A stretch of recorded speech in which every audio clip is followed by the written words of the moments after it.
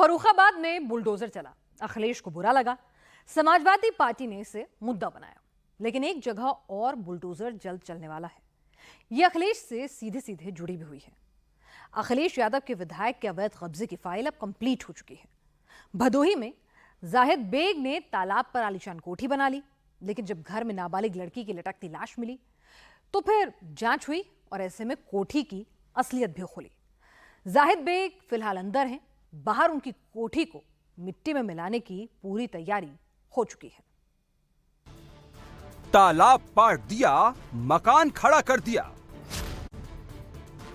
Floor पर floor बनते चले गए। अखिलेश के विधायक जाहिद बेग की आलीशान बिल्डिंग आज जहां खड़ी है वहां कभी तालाब था, लेकिन मिट्टी डालकर तालाब को समतल बना दिया। जाहिद बेग ने मकान की नींव डाल दी। अब जाहिद बेग की कुंडली और इस जमीन का खसरा खातियान खुल गया है। दस्तावेजों से बेग का नाम काटा जाएगा, जमीन से बेदखल किया जाएगा, मकान पर बुलडोजर चलेगा, आलीशान इमारत मिट्टी में मिला दी जाएगी। जो एसडीएम भदोही हैं उनको इस विषय में आदेश किया गया था कि वो प्रकरण की जांच करें, और इनके द्वारा जो जांच की गई प्रारंभिक रूप से 1320 फसली में, वो चूंकि नॉन जेडे का एरिया है, वहाँ ज़मींदारी एवोल्यूशन अभी लागू नहीं हुआ है, वहाँ 1320 फसली में उस स्थान पर वाकई तालाब दर्ज है, लेकिन वो किसी प्राइवेट व्यक्ति के नाम से तालाब था, जिस स्थान पर आज के दिन में वो निर्माण हुआ है। इस विषय में जांच की जा रही है और एसडीएम भदोही द्वारा अवगत कराया गया है। अब तक जो जांच हुई है उसमें पत्रावली प्राप्त करके पुरानी, उसमें विधायक जी के पक्ष की तरफ से आपत्ति लगाने के लिए पत्रावली डेट में थी, उनके वकील आपत्ति लगाएंगे और शीघ्र ही उसमें नाम काटते हुए उस स्थान से, और जो अगली प्रक्रिया है धारा 67 की, उसके अंतर्गत उनको बेदखल किया जाएगा और बेदखल करने के बाद उस मकान को हटाया जाएगा। यही प्रक्रिया है। जाहिद बेग के इस आलीशान मकान को गिराने का ऑर्डर 2022 में ही आ गया था। आरोप है कि तब बेग ने किसी तरह फाइल दबवा दी, लेकिन अब बचना मुश्किल है। भदोही से सपा के विधायक है जाहिद खान। आज एक मामला सामने निकल के आया कि उन्होंने तालाब की जमीन को कब्जा करके घर बना लिया है।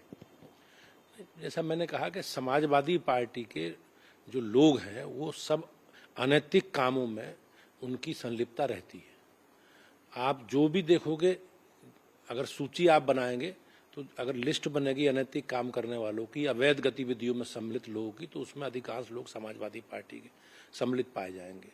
और इसके पीछे कहीं ना कहीं कारण ये रहा है कि समाजवादी पार्टी के लोग हमेशा अवैध गतिविधियों में शामिल भी रहे हैं और उन्हें संरक्षण भी मिला है। 9 सितंबर को जाहिद बेग के इसी घर के स्टोर रूम से 17 साल की लड़की की लाश मिली थी। उसके अगले दिन जब छापा पड़ा, 14 साल की नाबालिग लड़की मिली। पुलिस ने उसे बचाया। लाल टोपी वाले विधायक फंस गए तो फैमिली के साथ गायब हो गए। योगी की पुलिस ने दबाव बढ़ाया तो कुर्ता फाड़ सरेंडर हुआ। जाहिद बेग अब नैनी जेल में है। बेग का बेटा जईम वाराणसी जेल में है। पत्नी सीमा बेग फरार है। पुलिस प्रशासन ने उनकी फाइल खोल ली है। जाहिद बेग 3 टर्म से विधायक है। सियासत विरासत में मिली है। पिता यूसुफ बेग सांसद रह चुके हैं। तालाब पर बने बड़े मकान की तरह समाजवादी पार्टी में बेग फैमिली का कद भी बड़ा है। जाहिद बेग ने विधानसभा की वेबसाइट में अपने आप को LIC एजेंट बताया है। भदोही में कई लोगों का कहना है कि जाहिद बेग कालीन का काम करते थे। जाहिद बेग के बारे में अभी भी लोग खुलकर नहीं बता रहे हैं। जाहिद बेग के पास कितनी प्रॉपर्टी है, इसकी तहकीकात चल रही है। जाहिद बेग के पास 3 लग्जरी गाड़ियां हैं, 1 इनोवा, 2 स्कॉर्पियो। भदोही में इनके 2 घर हैं। जाहिद का कोर वोटर मुसलमान है। भदोही के जिस मालिकाना मोहल्ले में जाहिद रहते हैं वहां भी मुस्लिम आबादी सबसे ज्यादा है। इसी कारण उनकी पूरी हिस्ट्री अभी तक सामने नहीं आ पा रही है। जाहिद बेग का बेटा जेल में है। जब बाहर था, पिता का कारोबार संभालता था। वो कारोबार कैसा था, क्या था, इस एंगल से भी जांच हो रही है। ऑर्डर एकदम क्लियर है। जाहिद बेग ने अब तक जो भी गलत काम किया होगा उसकी पूरी फाइल बनेगी। जाहिद बेग पर अभी 3 मुकदमे हैं, जिनमें आत्महत्या के लिए उकसाना और बाल तस्करी के मामले शामिल हैं।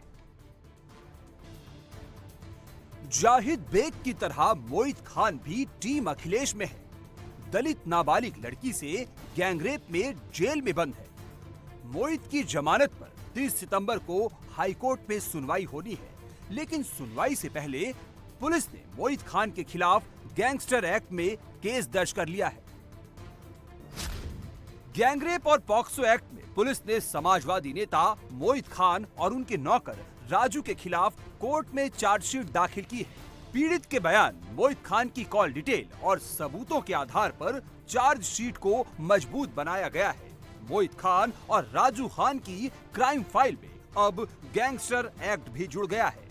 इससे बड़ा कोई अपराध नहीं होगा जब हमारी इतनी छोटी बेटी के साथ एक जघन्य अपराध किया समाजवादी पार्टी का कार्यकर्ता। तो गैंगस्टर, तो अब गैंगस्टर किसके ऊपर लगता है? जो आपराधिक होता है, जिसके ऊपर कई मुकदमे होते हैं, तो निश्चित रूप से इसके पहले भी उसके बाद ढेर सारे मुकदमे होंगे और अभी भी मुकदमे होंगे और इतने सारे मुकदमे लगेंगे तो गैंगस्टर तो लगना ही लगना है।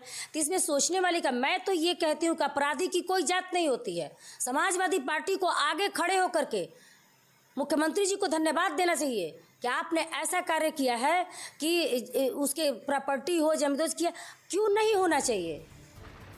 मोहित खान की अवैध बनी बेकरी और कॉम्प्लेक्स पर बुलडोजर चल चुका है। अब जाहिद बेग की बारी है, लेकिन अखिलेश की मुश्किल कन्नौज के नवाब भी बढ़ा रहे हैं। योगी की पुलिस ने नवाब सिंह यादव पर भी गैंगस्टर एक्ट लगा दिया है। रेप के मामले में नवाब सिंह यादव की पूरी हिस्ट्री शीट भी खोली जाएगी। नवाब सिंह यादव के खिलाफ इन्वेस्टिगेशन का दायरा कन्नौज तक सीमित नहीं है। आसपास के जिलों में दर्ज मुकदमों की जांच की जा रही है। नवाब के आपराधिक इतिहास के सबूत और गवाह पुलिस ढूंढ रही है।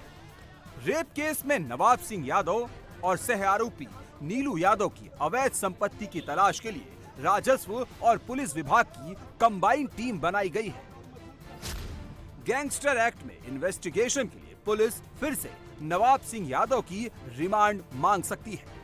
सबूत के लिए पहले से दर्ज मुकदमों के बारे में पूछताछ कर सकती है। उपचुनाव से पहले अखिलेश को झटके पर झटके लग रहे हैं।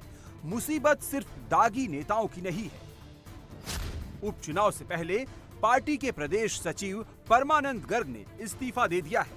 अखिलेश ने गाजियाबाद नगर निगम में महापौर पद के लिए उनकी पत्नी नीलम गर्ग को प्रत्याशी बनाया था। ऐन वक्त पर उनकी जगह प्रत्याशी बदल दिया था। परमानंद गर्ग ने अखिलेश पर वैश्य समाज की अनदेखी का आरोप लगाया है।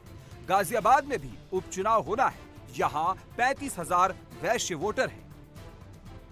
गाजियाबाद सीट बीजेपी के पास है। अखिलेश को लगे झटके के बाद बीजेपी और मजबूत हो गई है। उपचुनाव से पहले अखिलेश यादव को बैक टू बैक झटके लग रहे हैं। मिल्कीपुर, भदोही, कन्नौज से गाजियाबाद तक समाजवादी पार्टी की मुश्किल बढ़ती जा रही है। योगी सरकार ने दिखा दिया है कि सपा नेता क्या कर रहे हैं, लेकिन अखिलेश मुसलमान और यादव वोट बचाने में लगे हैं। धर्म और जाति गिन रहे हैं। जाहिद, मोहित और नवाब को प्रोटेक्ट कर रहे हैं। अगर अखिलेश के पास सिर्फ यादव और मुसलमान वोट बचेगा तो 10 में से कितनी सीट बचेंगी?